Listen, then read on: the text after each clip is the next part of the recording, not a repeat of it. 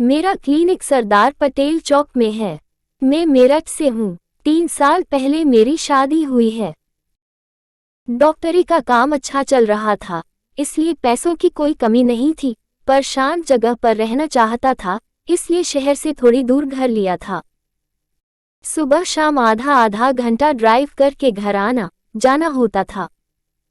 सब कुछ अच्छा चल रहा था, जब तक उस भयानक चुड़ैल से मेरे सामना नहीं हुआ था। आप सबको बता दूं, मैंने अपने उस भयानक अनुभव के बाद शहर के बाहर स्थित मेरा घर बेच दिया है और मैं सिटी में एक फ्लैट में शिफ्ट हो चुका हूँ। यह एक सच्ची घटना है और पिछले साल ही मेरे साथ घटी थी। रात का वक्त था, मैं थका हारा क्लिनिक से 11 बजे घर लौट रहा था। तभी अचानक मेरी गाड़ी के सामने एक बकरी आ गई। मैंने जोर से ब्रेक लगा दी। बकरी ने अपना मुंह गाड़ी की तरफ पलटा और मैंने देखा कि बकरी ने मुंह में छोटी सी खोपड़ी दबोच रखी थी। मैं तो दंग रह गया कि उनकी बकरी कभी ऐसी चीजें छूती तक नहीं है।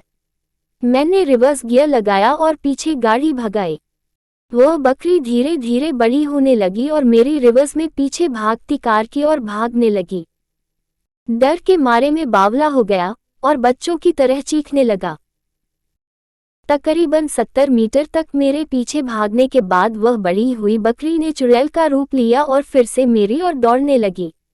मुझे मेरी मौत साफ नजर आ रही थी। फिर भी मैंने डरते डरते हिम्मत जोड़ी और गाड़ी फॉरवर्ड गियर में डाली और एक्सीलेटर पर पैर दबाया।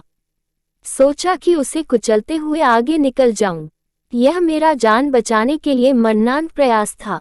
जब मेरी गाड़ी उस चुड़ैल से टकराई, वह धड़ाम से हवा में उछली और पीछे की ओर गिरी। मैं पागलों की तरह रोता चिल्लाता गाड़ी भगाते भागने लगा। तभी मेरे होश उड़ गए। मैंने कार में मिरर आईने में देखा तो वह चुड़ैल मेरी कार की बॉक्स सीट पर बैठकर मुझे घूर रही थी।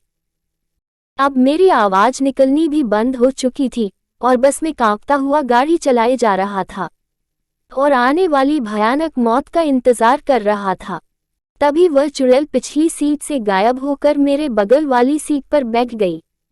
मैं नजर घुमाकर उसकी ओर देख भी नहीं रहा था। मैं पूरी तरह सदमे में था, सीधा सामने की ओर गाड़ी चलाए जा रहा था। मेरा दिल तब बैठ गया जब उस डरावनी चुड़ैल ने अपने हाथों से गाड़ी में बैठे बैठे अपना मुंह माथा शरीर से अलग करके मुझे देने लगी और विकराल आवाज में बोली कि ये ले, इसे संभाल के रख, मैं इसे लेने वापस आऊंगी। अब मैं तकरीबन खुद को मरा हुआ मान चुका था और मैंने जोर से गाड़ी की ब्रेक पर पैर दे मारा।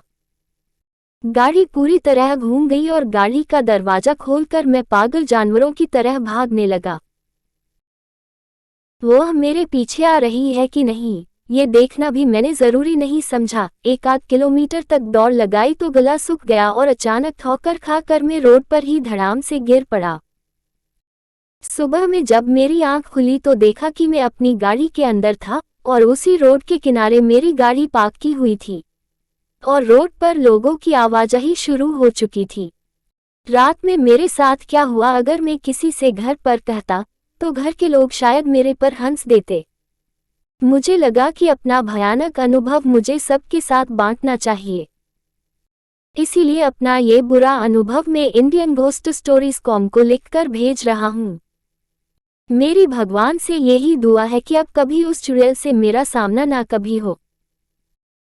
मुझे बाद में पता चला कि उस रोड के पास एक झोपड़ी में तांत्रिक औरत रहती थी जो बकरियों की बलि देती रहती थी और जादू टोने किया करती थी। लोगों को जब ये पता चला तो सबने मिलकर उसे खूब पीटा था और उसी वजह से उसकी मौत हुई थी।